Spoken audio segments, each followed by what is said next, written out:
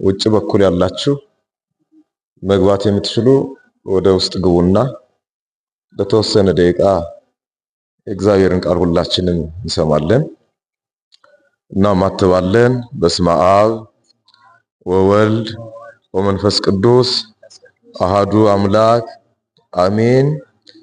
በቸርነቱ ያልተለየን በፍቅርም የሰበሰበን በምህረቱ የሚመግበን የፍጥረታት ሁሉ ፈጣሪ አምላካችን ልዑል እግዚአብሔር በዝናብ እያበቀለ በነፋስ እያሳደገ በፀሐይም እያበሰለ እንደ ክፋታችን እንደ ኃጢአታችን ሳይመለከት እንደ ምህረቱ እንደ አባትነቱ እንደ አምላክነቱ የሚመግበን የሚያኖረን ትላንትን አሳልፎ ለዛሬ ያደረሰን በዚህ በተቀደሰ ቦታም ተሰባስበን ስሙን ጠርተን አመስግነን ክብር እንድናገኝ የፈቀደ አምላካችን ልዑል እግዚአብሔር ስሙ የተባረከ የተመሰገነ ይሁንልን።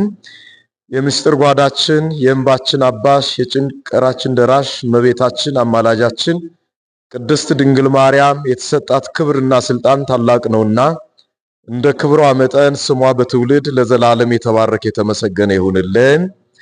ሌሊቱን ሁሉ እግዚአብሔርን ስታመሰግኑ ስታገለግሉ ያደራችሁ አባቶች፣ ካህናት፣ ወንድሞች፣ ዲያቆናት እንዲሁም በ40 እና በ80 ቀን የሥላሴ ልጅነትን ያገኛችሁ የቤተ ክርስቲያን እንቁ ሀብት የሆናችሁ ክርስቲያኖች በፈጠረን በወደደን በሕያው አምላካችን በልዑል እግዚአብሔር ስም እንደምን ሰነበታችሁ? እንደምን ቆያችሁ? እንደምን አደራችሁ?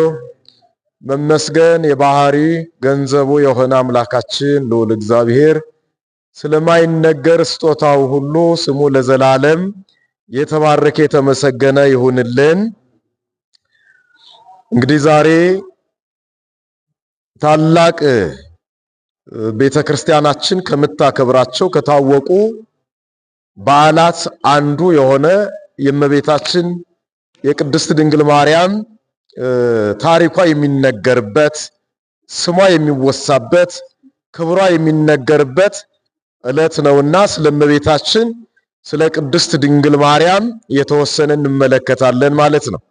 ስለዚህ ሁላችንም በያለንበት ሐሳባችንን ሰብሰብ አድርገን እግዚአብሔር አምላክ የሚነግረንን የሚያስተምረንን ሐሳባችንን ሰብሰብ አድርገን ልንሰማ ያስፈልጋል። ቃል እግዚአብሔር ለነፍሳችን ምግቧ ስለሆነ መዝሙረኛው ቅዱስ ዳዊት የሰው ልጅ የመላእክትን እንጀራ በላ ይላል። አሁን መላእክት እኛ የምንበላውን እንጀራ የሚበሉ ሆነው አይደለም። የመላእክት ምግባቸው ምንድነው? እሱ ቃል እግዚአብሔር ነው፣ ምስጋና ነው፣ ዝማሬ ነው። ስለዚህ ሁላችንም ይሄንን የመላእክት እንጀራ የሆነውን የምንመገበው ደግሞ ወደዚህ ቤት ስንመጣ አባቶች የሚያስተምሩትን ትምህርት ስንሰማ የሚቀደሱትን ቅዳሴ ቁመን ስናስቀድስ ማህሌቱን ስንሰማ ይሄንን ሁሉ ስናደርግ ነፍሳችን የመላእክትን እንጀራ የመላእክትን ምግብ ትመገባለች ማለት ነው። ይሄንን የመላእክትን ምግብ የምትመገብ ነፍስ ደግሞ ጉልበት ይኖራታል፣ ኃይል ይኖራታል። ታግላ ማሸነፍ ትችላለች። ጠላት ዲያብሎስን፣ ጠላት ኃጢአትን ታግላ የምታሸንፍበትን ጉልበት የምታገኘው ቃል እግዚአብሔርን ስትሰማ ነው።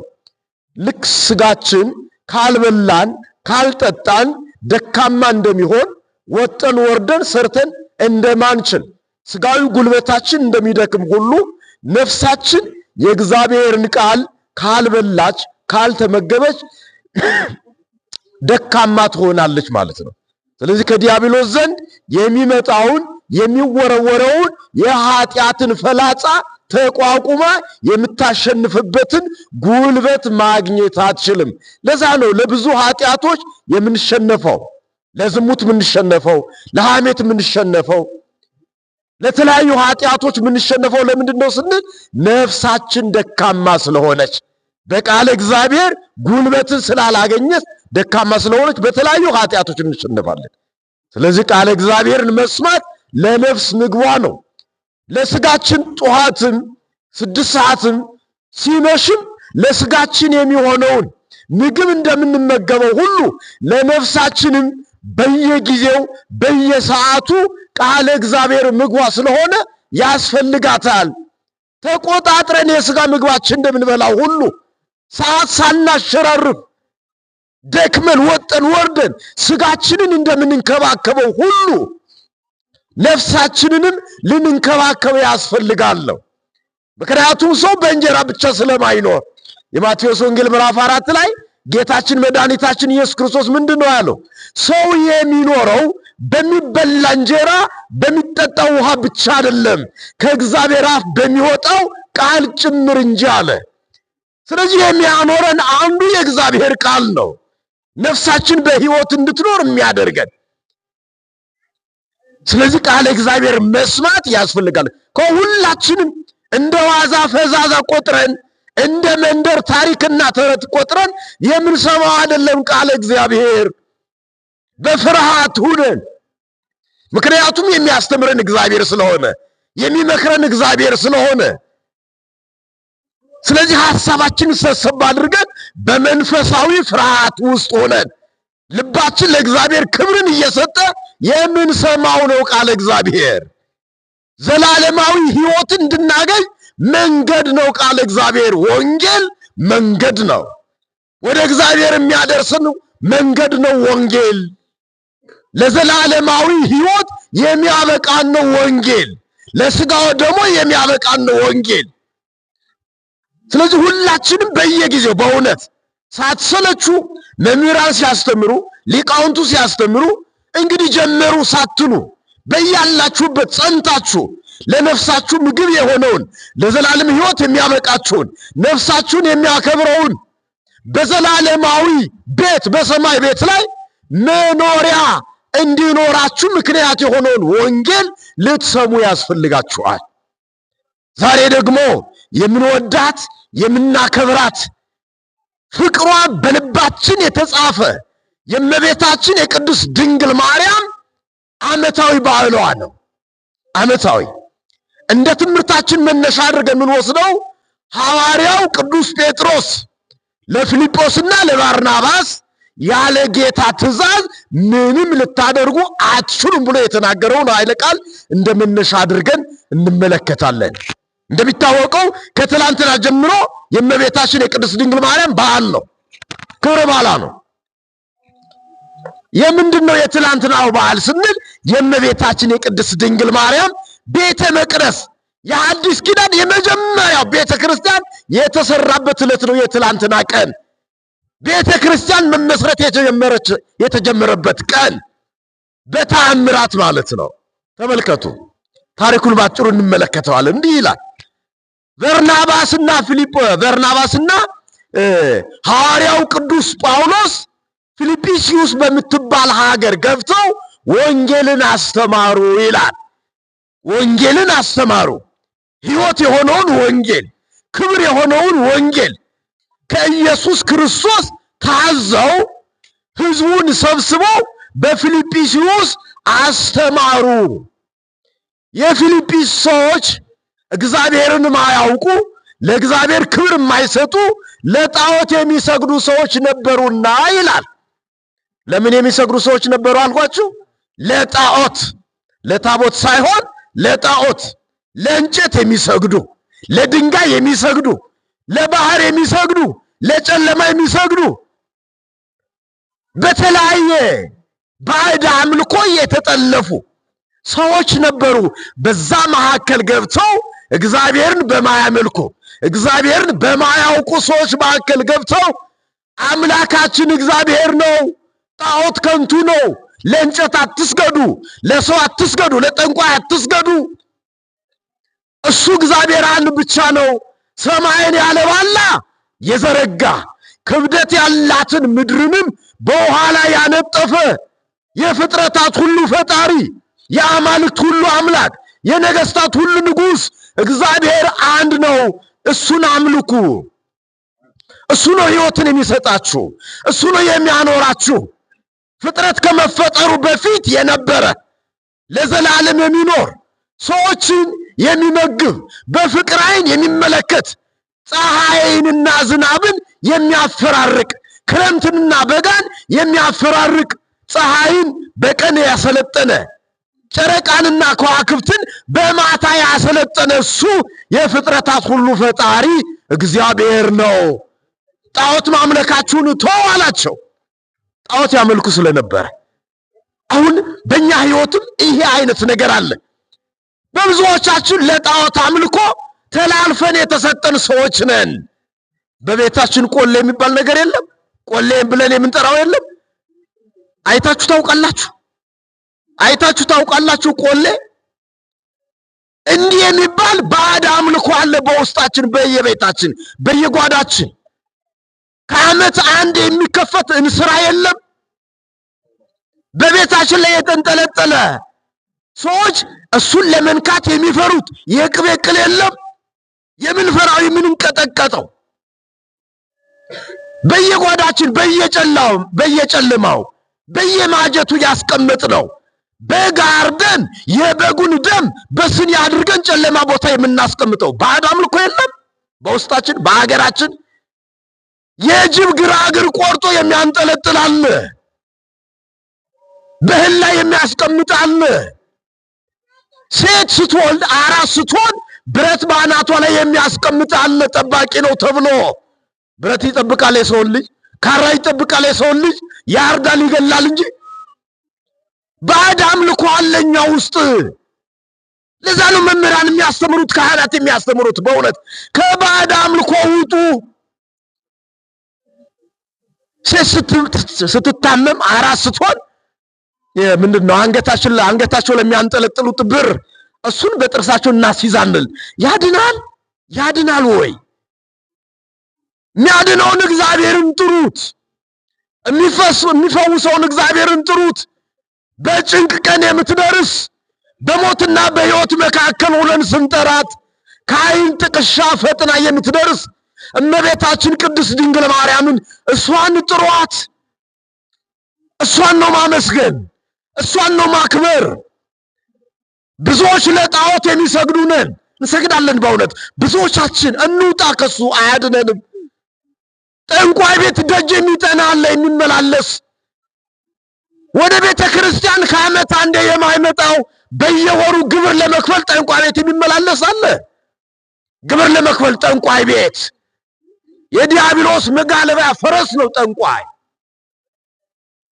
የዲያብሎስን ስም እየጠራ የሰውን ልጆችን የሚያታልል አንዱ ጣዖት፣ አውደ ነገሥት የሚከፍት አሻራ የሚያነብ ሟራ የሚያገላብጥ ስኒ የሚደፋ እድልህ ይሄ ነው እድልሽ ይሄ ነው እያለ የሰው ልጆችን የሚያታልል ኪሳችንን ያራቆጠ ሌባ ጠንቋይ።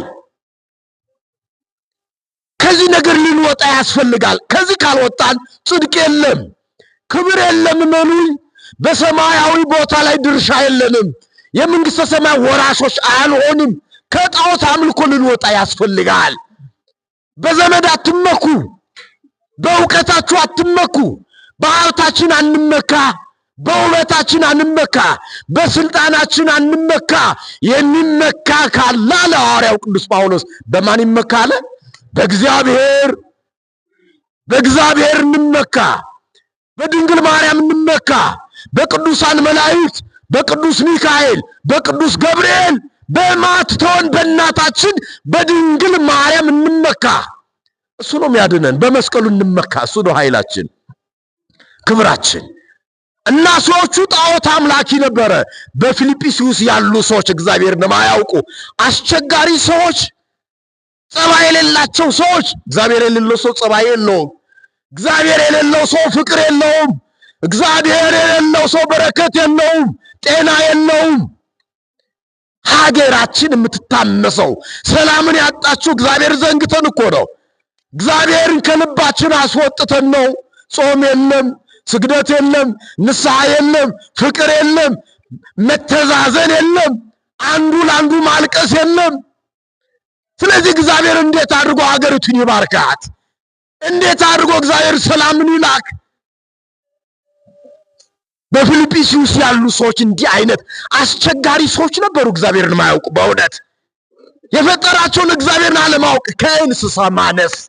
አያችሁ፣ እግዚአብሔርን ስንረሳ ከማንና እናንሳለን? ከእንስሳ፣ ከከብቱ፣ ከበጉ፣ ከፍየሉ፣ ከፈረሱ፣ ከበቅሎው እናንሳለን እግዚአብሔርን ስንረሳ። ለምን? ክርስቶስ በተወለደ ጊዜ ጌታቸውን ፈጣሪያቸውን አውቀው አመስግነውታልና። በትንቢተ ኢሳይያስ ምዕራፍ 1 ተመልከቱ። ከብት ጌታውን ያውቃል አለ። እስራኤል ግን እኔን አላወቀኝም አለ። ፍጥረታት ለእግዚአብሔር ተገዢ ናቸው። ፀሐይም ያው ማታ አትወጣም፣ ተገዢ ናት ለእግዚአብሔር። ቀን ላይ ነው የምታበራው። አይታችሁ ታውቃላችሁ? ፀሐይ ማታ ላይ ስታበራ ታማኝ ናት። ቀን ነው የምታበሪ አላት፣ ቀን ነው የምትወጪ አላት። ስለዚህ ቀን ላይ የእግዚአብሔርን ትእዛዝ ጠብቃ ታበራለች፣ ትወጣለች። የሰው ልጅ ነው አልወጣ አልገባ ያለ፣ እግዚአብሔር ባስቀመጠው ሕግና ትእዛዝ አልራመድ ያለ፣ አልገዛ ያለ ማን ነው? የሰው ልጅ አመፀኛ። በእውነት አክብሮ ፈጥሮት እያለ ከ22ቱ ስነ ፍጥረታት እንደሰው የከበረ ማን ነው? በእውነት እግዚአብሔር ባሪያው በአምሳሉ የፈጠረው የሰው ልጅ ሲወድቅም ሙቶ የፈለገው ያዳነው የሰው ልጅ ለእግዚአብሔር አልታዘዝ አለ፣ አልገዛል። አስቸጋሪ ፍጡር የሰው ልጅ። ስለዚህ ገብቶ አስተማሩ። ጣዖት አምልኳችሁን ተው አላቸው ሐዋርያቱ። ተው አላቸው ባርናባስና ሐዋርያው ቅዱስ ጳውሎስ። ሰዎቹ ሐዋርያት ያስተማሩትን ትምህርት ሰምተው ልባቸው ተነካ። ልባችን ሊነካ ያስፈልጋል። ለእግዚአብሔር ቃል ልባችን ሊሸነፍ ያስፈልጋል። ሊርድ ሊንቀጠቀጥ ያስፈልጋል። ስለዚህ ጣዖት አምልኳቸውን ተውና በኢየሱስ ክርስቶስ አምላክነት አምነው ተጠመቁ ይላል። ተጠመቁ፣ ክርስቲያን ሆኑ። ያላመኑት አመኑ፣ እግዚአብሔርን ያላወቁት አወቁ፣ ወደ እግዚአብሔር ተመለሱና ተጠመቁ ይላል። ከዛ በኋላ ሐዋርያቱ ምን አሉ? ከዚህ በኋላ ወደ ጣዖት አምልኮ እንዳትሄዱ፣ ወደ ጣዖት ቤት እንዳትሄዱ፣ ጣዖትን ለማምለክ አትሰብሰቡ አሏቸው። አይ እንግዲህ እንደዛ ካላችሁማ የምንሰበሰብበትን የሆነ ቦታ ስጡን፣ አንድ ላይ ሆነን የምንጸልይበትን ቦታ ስጡን አላቸው። ማንን? ሐዋርያትን። በዚህ ሰዓት በርናባስና ጳውሎስ ምን ማድረግ እንዳለባቸው ለነ ጴጥሮስ ነገሯቸው። ደብዳቤ ጻፉ። ምን እናድርግ? ከጣዖት አምልኮ የነበረ ሕዝብ እግዚአብሔርን ወደ ማምለክ ተሸጋግረዋል። ከጨለማ ወደ ብርሃን መጥቷል። ከሞት ወደ ሕይወት ተሸጋግሯል። ነገር ግን ምንሰበሰብበትን በአንድነት ጸሎት ምናደርግበትን ቦታ ስጡን አሉ። ምን እናድርግ ብለው ለጴጥሮስ ላኩ። ጴጥሮስም እንዲህ አላቸው። የትምህርታችን መነሻ የሆነውን ኃይለ ቃል ተናገረ። ምን ብሎ? ያለ ጌታ ፈቃድ ምንም ልታደርጉ አትችሉ አላቸው። ያለ ማን ፈቃድ አለ? ያለ ጌታ ፈቃድ፣ ያለ እግዚአብሔር ፈቃድ ምን ማድረግ እንችላለን? ያለ እግዚአብሔር ፈቃድ ከተኛንበት መነሳት አንችልም። እንዳይመስላችሁ ጤና ስላለን አይደለም፣ ጉልበት ስላለን አይደለም። ያለ እግዚአብሔር ፈቃድ ከተኛንበት መነሳት አንችልም። ያለ እግዚአብሔር ፈቃድ የከደነውን ዓይናችን መክፈት አንችልም። ያለ እግዚአብሔር ፈቃድ እጃችን አይታዘዝም፣ እግራችንም አይንቀሳቀስም። ማን ስለፈቀደ መጣን? እግዚአብሔር ስለፈቀደ መጣን። እግዚአብሔር ስለፈቀደ ተናገርን። እግዚአብሔር ስለፈቀደ ሰማን። እግዚአብሔር ስለፈቀደ ሰራን። እሱ ሲፈቅድ ነው። እሱ ካልፈቀደ እጃችን አይታዘዝም። በእውነት ዓይናችንም አይታዘዝም፣ ምላሳችንም አይታዘዝም። እሱ ስለፈቀደ ነው። ስለዚህ ያለ እግዚአብሔር ፈቃድ ምንም ማድረግ ስለማትችሉ ጸልዩ አላቸው። አያችሁ? ምን በላቸው አለ? ጸልዩ። መፍትሄ እግዚአብሔር እንዲሰጣችሁ፣ ምን ማድረግ እንዳለባችሁ እግዚአብሔር እንዲያመለክታችሁ ጸልዩ። ስትጸልዩ እናንተ ብቻ አይደላችሁም፣ የተመለሰውም ሕዝብ ይጸልይ አለ። ስለዚህ አንድ ሱባኤ ጾሙ፣ ጸለዩ ይላል። ስንት ሱባኤ አልኋችሁ? አንድ ሱባኤ። አንድ ሱባኤ ማለት 7 ቀን ማለት ነው። 7 ቀን ጾሙ፣ ጸለዩ፣ እግዚአብሔርን በጸሎት ጠየቁ። በዛ ሰዓት የማይተው እግዚአብሔር ሲጠሩት የሚሰማ ፈጥኖ የሚደርስ የልባችንን መሻት የሚፈጽመው መድኃኒታችን ኢየሱስ ክርስቶስ ለጾመው ሕዝብ ለጸለየው ሕዝብ ተገለጠለትና በማዕከላቸው ሆነ አለ የድንግል ማርያም ልጅ ኢየሱስ ክርስቶስ። እስኪ እልል ብላችሁ እግዚአብሔርን አመስግኑ። ምን ማድረግ እንዳለባቸው ለመናገር ለማሳየት ኢየሱስ ክርስቶስ አምላክ እኮ ነው። ተራ ንጉሥ አይደለም፣ ምድራዊ ፍጡር አይደለም። ኢየሱስ ክርስቶስ አምላክ ነው። ከድንግል ማርያም የተወለደው በድንግልና ተጸንሶ በድንግልና የተወለደው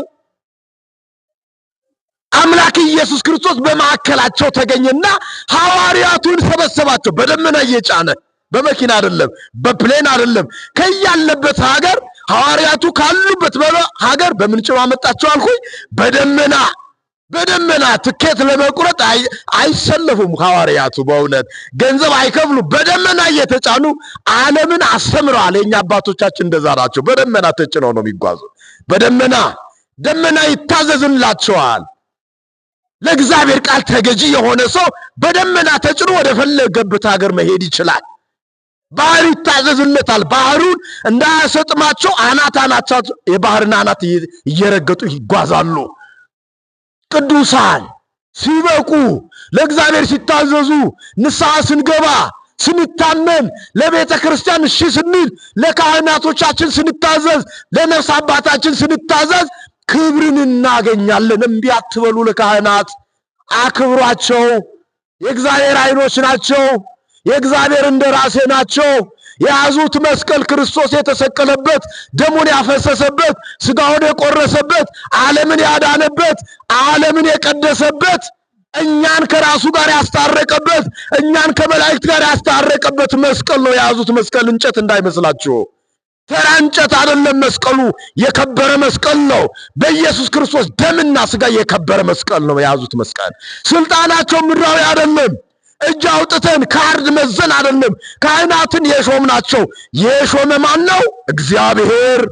እግዚአብሔር ነው የሾማቸው። ስለዚህ ስናከብራቸው እንከብራለን።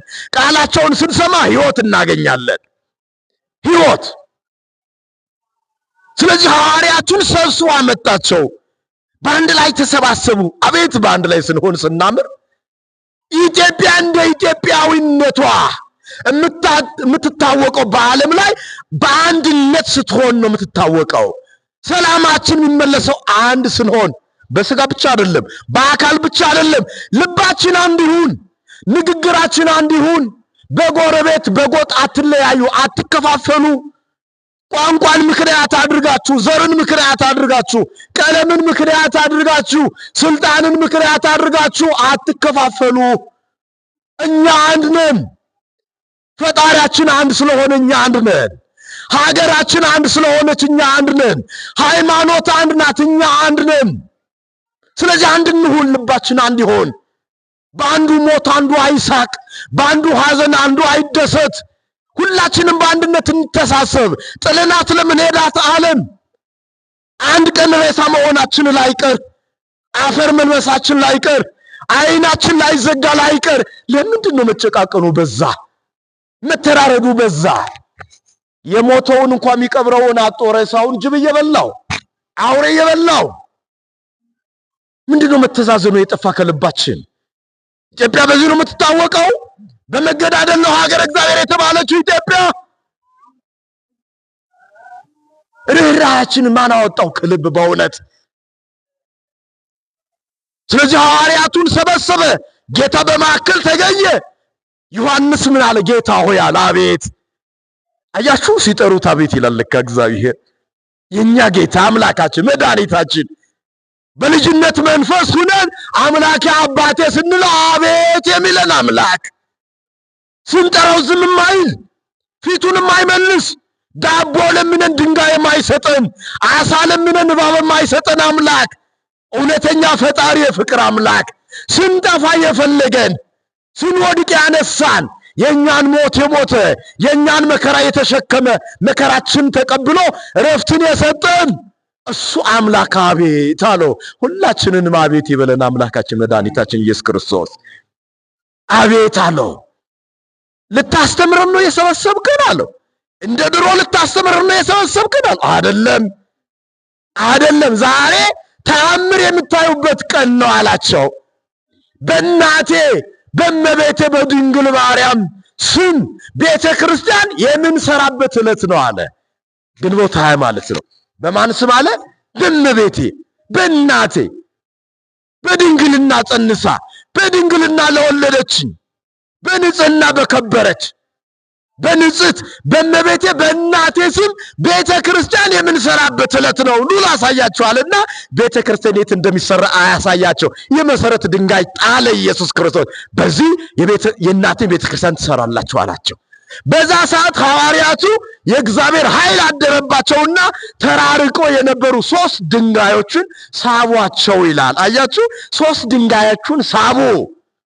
ያለ እንጨት፣ ያለ ውሃ፣ ያለ ጭቃ፣ ያለ ብሎኬት፣ ያለ ሲሚንቶ በእግዚአብሔር ታምር እነዛ 3 ድንጋዮች እንደፈለጉ እየተለጠጡ አያችሁ፣ እንደ ፔስታል እንደሚለጠጥ ነገር እንደ ጎማ 3 ድንጋይ እየተለጠጠ በፈለጉት ቅርጽ በፈለጉት ዲዛይን እግዚአብሔር በፈቀደላቸው መጠን ቁመቷ 24 ወርዷ 12 ሜትር በሆነ ቁመትና ወርድ 3 ድንጋዮችን ብቻ እየሳቡ ድንጋዩ ይሳበላቸዋል። ሲስቡት ማለት ነው። በፈለጉት መጠን እንደዛ አድርጎ ግንቦት 20 ቀን የእመቤታችን የቅድስት ድንግል ማርያም ቤተ መቅደሱ በዓለም ላይ ለመጀመሪያ ጊዜ የአዲስ ኪዳን ቤተክርስቲያን የተሰራበት ቀን ነው። እልል ብላችሁ እግዚአብሔርን አመስግኑ። ግንቦት 20 ቀን የእመቤታችን ቅድስት ድንግል ማርያም ቤተ መቅደሱ ተሰራ። ግንቦት 21 ቀን ዛሬ ደግሞ ቅዳሴ ቤቷ የከበረበት ቀን ነው። ቅዳሴ ቤቷ የከበረበት ክርስቶስ ኢየሱስ ክርስቶስ እመቤታችን በእሷ ስም የተሰራውን ጴጥሮስን ተራዳይ ካህን አድርጎ እስጢፋኖስን ሰራይ ዲያቆን አድርጎ ቅዳሴው ተቀደሰ። ኢየሱስ ክርስቶስ ደግሞ አቆረባቸው። ቆረቡ፣ ስጋውን ደሙ ተቀበሉ። ይህ የሆነበት ትላንት ቤተ መቅደሷ የተሰራበት፣ ዛሬ ደግሞ ቤተ መቅደሷ የከበረበት ቅዳሴ ቤቷ የከበረበት ታላቅ የእመቤታችን የድንግል ማርያም ዓመታዊ ክብረ በዓሏ ነው። ታሪኩ ይሄ ነው። እንግዲህ የተሰባሰብንበት ዓላማ ይሄ ነው። ለዛሬው እዚህ ላይ እናበቃለን። ሌላ ጊዜ ደግሞ እግዚአብሔር ሲያገናኘን የሱ ፈቃድ ሲሆን እግዚአብሔር ቃል ሁላችን እንማራለን። ያስተማረን የገሰጸን አምላካችን ልዑል እግዚአብሔር ስሙ የተባረከ የተመሰገነ ይሁንልን። እናትነትን ከድንግልና አማላጅነትን ከርህራሄ ጋር አስተባብራ አንድ አድርጋ የያዘች ወላዲተ አምላክ ስሙ የተባረከ የተመሰገነ ይሁንልን። ወስብሐት ለእግዚአብሔር ወለወላዲቱ ድንግል ወለመስቀሉ ክቡር አሜን። ይቆየን።